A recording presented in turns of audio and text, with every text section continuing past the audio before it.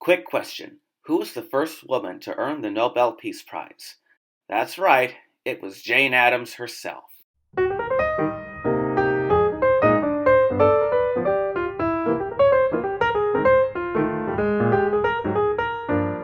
Who was Jane Addams?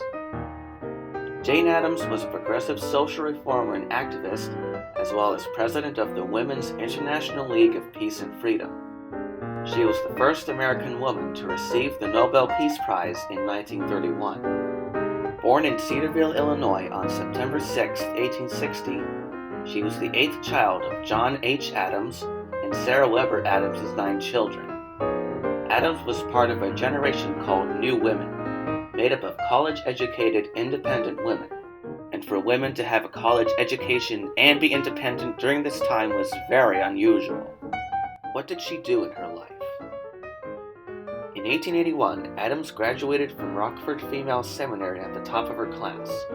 She then attempted to study medicine for the next 6 years, but her poor health prevented her from earning a medical degree. How ironic.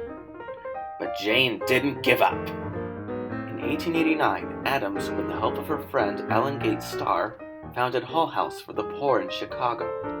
Services at Hull House included a daycare for working mothers, cooking classes for immigrants, and job training. Addams felt that the poor of West Chicago deserved these services because she wanted them to move up the socioeconomic ladder. The future was looking bright for Jane Addams, but when the Great War broke out, things took a dark turn. In 1915, Addams became the head of the Women's Peace Party and protested U.S. entry into World War I.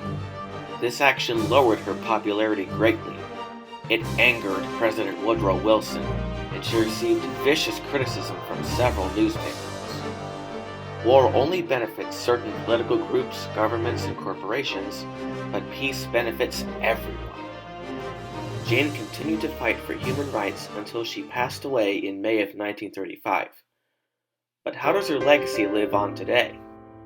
In addition to founding Hull House, Addams was a primary member of the National Child Labor Committee.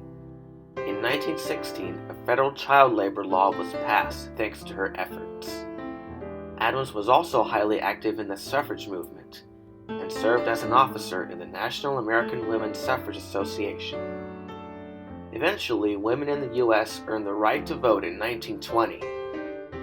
Finally, Hull House was in existence until January 2012, when it became the Jane Addams Hull House Museum. Hull House may have been shut down for good, but Jane Addams' legacy will live on forever.